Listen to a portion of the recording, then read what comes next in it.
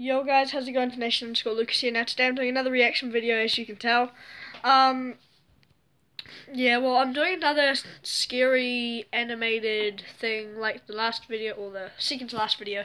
But anyway, oh, by the way guys, I've uploaded a vlog today. Do you guys like it? Okay, well anyway, we're going to be reacting to 14 horror stories. Now this does go for 53 minutes, but I'm not going to watch the whole thing. I'll stop at the end of like 3 or 4. Because I can record for quite long on this. So anyway, let's not waste too much time and get right into it. By the way, if you get scared of things quite easily, you know, maybe leave the video now. Again, probably won't, but I'm just saying that just in case. These animated, so it shouldn't be too scary. But... Yeah. Alright, I'll leave the light on this time. Alright, I'll waste no more time and get right into it. I was looking for a car to buy for my son for his 18th birthday.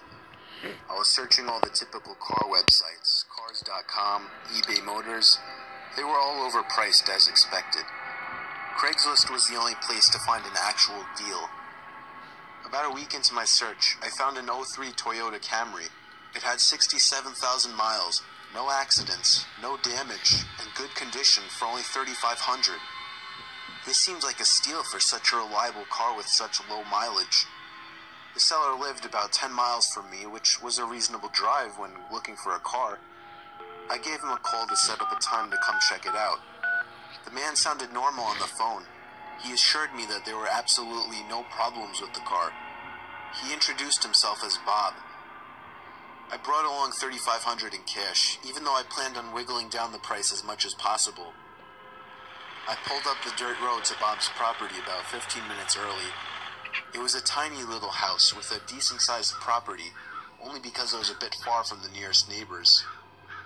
The garage was open, so I walked over to see if anybody was inside, but except for an unusual amount of car parts, it was empty. The car was nowhere in sight. The only car on the property was an old pickup truck. I went over to the front door to check the house numbers. It was the right address.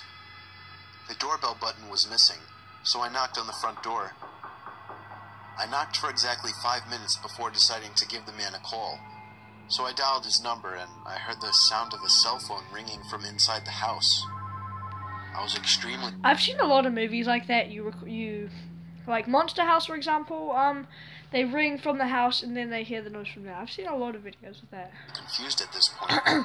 Now I knew I had the right house.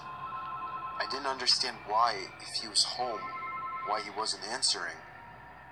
I decided I had to take a peek through one of the windows to see if anybody was inside. I wouldn't. Peering through the glass, I couldn't really see much as it was pretty dark inside the house. I saw a very old-fashioned dining room set, but across from that, I saw somebody standing at the back door of the house, staring outside. Oh. I figured that must have been Bob, so I knocked on the window, but he didn't even move. There was no gate or anything to the backyard. It was just a wide open yard, since this wasn't a rural area. I simply walked around the house to the backyard. I didn't understand how he couldn't hear me. When I got to the back door, I made a shocking realization. The figure standing by the door was a taxidermied human being. Holy. I ran straight back the way I came and back to my car. I looked up one last time before driving off. The blinds to the window I had peeked into had been shut, but I could see 2 of the blinds bent open. Somebody was at that window watching me. You can probably guess I had the gas pedal to the floor the whole way home. The whole situation still makes no sense. All the car parts, the fact that there was no Toyota Camry, the taxidermied human being, the fact that there was no car there leads me to believe that whoever that man wasn't planning on selling me anything. And that also leads to the disturbing thought that I was very close to becoming a lifeless statue staring out that man's back door. Oh, okay. It's so kind of creepy, but no.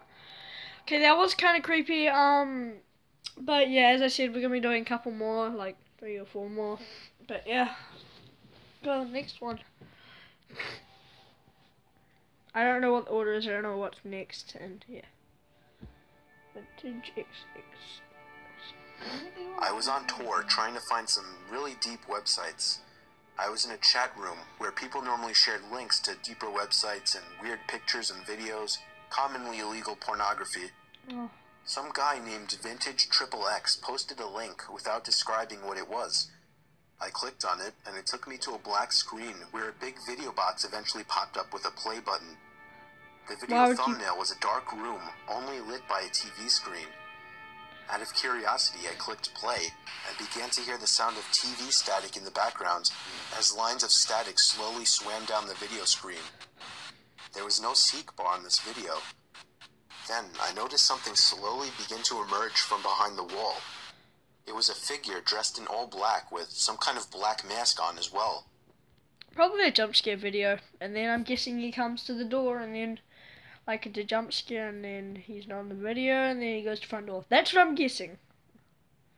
I started to suspect it was a jump scare video, and I thought I was right when the figure leaped out and ran to the screen in less than a second. It still got me, even though I was expecting it, but then it got strange. The person had their face in front of the screen, slowly moving around as if he could see me and was observing me. Then I heard a crackly, demonic voice say something. It came from the video. It repeated itself, and I could make the phrase out to be, "Ask me something." I was really confused. I tried typing something, but there was nowhere to enter text. Then he said, "No, not the keyboard. Say something." I felt my heart punch the inside of my chest as he said this. I opened my mouth and mumbled the words, "You can hear me?" It responded with, "Yes." I was uncomfortable now. I thought it was a video. I would straight up leave. Oh my god. Like, as soon as he said something, I would just straight up leave, because just... Where's the leaving button and shit? I pressed pause, but it didn't do anything. He said, "Don't try to leave. I want to talk." How does he I tried moving the mouse to the exit button, but the mouse was frozen. In fact, none of the keys were responding on my keyboard. Oh, heck. There was a long moment of silence before my webcam began flashing as if it were on, No. and my face popped up on the screen. Oh. "There, I got a picture of you now. Now just hang on while I get your address, and then we can meet." Oh. I started to panic, smashing every key on the keyboard, spazzing the mouse, but it did. If he said that, I would throw the computer or just take out the battery or break it. Because that's so creepy. Oh. Nothing. I had my finger on the power button, but it also didn't do anything. The computer wouldn't turn off. The voice was saying crazy things like, "You're stuck here. I will find you. Don't even bother." I snatched the screwdriver sitting on my desk, unscrewed the 4 screws on the bottom of my laptop, and took out the battery. There you go. The computer finally turned off. I was gasping for air as if I just ran a marathon. My heart was pounding 5 times as fast as it should have. I have since left my laptop off after that, and have resorted to using my desktop as my main computer. That can't be the end. I'm sure by now nothing will happen. He definitely didn't have enough time to get my address. Oh. I mean, that's creepy, but it probably didn't. It was very common for me to be home alone at night, as I only lived with my dad, and his shifts would constantly shift from days to nights. This happened around the time my dad was doing night shifts. I would stay up really late on these nights watching movies. It's always taken me a long time to fall asleep, so after turning off the TV to go to sleep, I probably laid there for a good half hour. Then I heard a toy fall over in my toy closet. It was nothing too suspicious, but it still creeped me out. But then the doorknob to my closet started to wiggle, until finally unlocking the door. I would run. I hid under my covers, not making a sound. If it opened, I would straight up just run out of the door. Leave. It was strangely quiet for a good 2 minutes, so I finally peeked my head out of the covers. There was a figure standing next to my bed, looking down at me. I screamed at the top of my lungs and began hugging the wall behind me. The figure looked out the window and then just walked away out of the room. I stayed in that position for like an hour before checking if he was really gone. The front door was left wide open, so it seemed he had left. I didn't get a minute of sleep that night.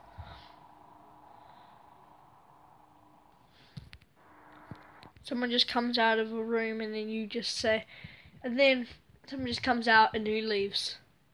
And it's a bit weird, but it's still very creepy. This story is from the point of view of a 16-year-old girl. I used to have a boy living next door to me that was obsessed with me. His name was Joey. Every time I would go outside, Joey would come outside as well, as if he were watching me through his windows, waiting for me. He was 17 and very weird, and he didn't seem to have any friends, as he was always home. I tried to give every sign possible that I didn't like this guy, but he wouldn't get the message. So I had to finally just tell him one day that I don't like him and to leave me alone. The look on his face that day is something that won't leave me. It was the kind of angry look a toddler gives their parents when they can't have a toy. Coming from a 17-year-old, that's much more disturbing. One night, my parents left me to watch the house. I was working on a school project when I felt my bed shift a little bit. I looked under my bed. I screamed as I saw Joey laying under my bed. Holy crap. I ran away while he tried to crawl out from under my bed. I ran to his house and rang the bell at least 10 times, telling his parents about it when they opened the door. Joey never came out of my house, so I called the police. His parents begged me not to, but I ignored them. The police found him still in my room and arrested him. Apparently, he admitted this wasn't the first time he had hid under my bed. They also found pictures of me scattered across his room. The most disturbing one was of me sleeping, and it was taken from inside my room.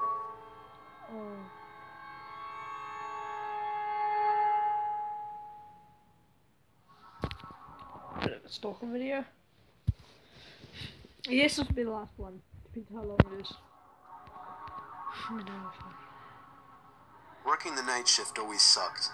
I work in an office building and would constantly do the night shifts since it was the only time it would work out for me. I was just about always the only person on the floor I worked on, possibly in the whole building. Oh, Case, did you fart? Oh my god! Oh, alright guys, we should probably unsubscribe to Case because he farted. Just don't. If you guys don't realise the lyrics there and Case is there, they've just been very quiet. I was like it like that. Nope. Okay, let's continue. It would always be a kind of eerie feeling to being in such a big building with most of the lights out and absolutely no one around. But on the upside, it was peaceful and less stressful, and I was able to get a lot of work done. There was this one night, though. It was a Friday night, around 2 in the morning. I was typing away on my keyboard when I heard a noise from outside my cubicle. It sounded like just a random crack from the walls or something. It's unusual in this building, but I didn't get too concerned about it. I resumed typing away and was once again interrupted by a sound. This time, the sound of a computer starting up. It caught me off guard. I was sure nobody else was working the night shift. I stood up on my chair to get a view over the cubicle walls. The glare of a computer screen in the dark was visible in a cubicle on the opposite side of the room. Then I did something stupid, something I regret. I asked if there was anybody there in a yell, hoping to get an answer from a fellow employee. But instead, I saw the glaring light of the computer monitor across the room turn off, and there was once again nothing but darkness on that side of the room. I started getting nervous. I turned off the lamp and computer screen so that I wouldn't give away my position to whoever that was. I crouched down and tiptoed out across to a nearby cubicle. There was just utter silence. I sat waiting for something to happen for God knows how long, but I eventually decided the coast was clear. I tiptoed down past all the cubicles until I reached the opening near the exit door to the stairs and elevators, and that's when I realized that my fearful suspicion was true. There was a man crouched down behind a plant in the corner of the room, dressed in all black. I felt my heart sink as I noticed him, but it didn't seem like he knew that I noticed him. I turned back to the stairway door. There was no way I was going to wait for the elevator and take a chance. I casually opened the door and closed it behind me, proceeding to walk down the stairs. After making it down about 2 flights of stairs, I heard the door above me push open aggressively, followed by manic, echoing footsteps coming fast down the stairs. I raced down the stairs, running as fast as I could. all while the footsteps above me were getting louder. I finally made it to the first floor, raced through the lobby, and out the front door. Whoever was in there didn't follow me. I immediately called the cops, along with one of my bosses. My boss said no one was scheduled to work except for me. The cops scanned the place from top to bottom. There was no one in there. I couldn't help him out with any description other than he was wearing all black. I did continue to do the night shift for about a week after that, with my boss allowing me to lock all possible entrances to the floor, including the elevators. But I still wasn't comfortable with it, so ever since, I've been doing the day shifts. Yeah, you'd be a lot better with that. Yeah, it has been 53 minutes. I think I said 53, did I? You said 53. Okay, it's been 15 minutes. Okay, Longest videos you've probably done. Alright, yeah, I'm gonna end it here, guys. So yeah, this was a pretty long video. Just like this is my second video today, because I had the We Found Ferrets, which is a vlog, and then this video. I might be recording another reaction video, reacting to my first video. If you guys want that, leave a like and comment and subscribe. Subscribe to Party Nation today, and yeah, peace out.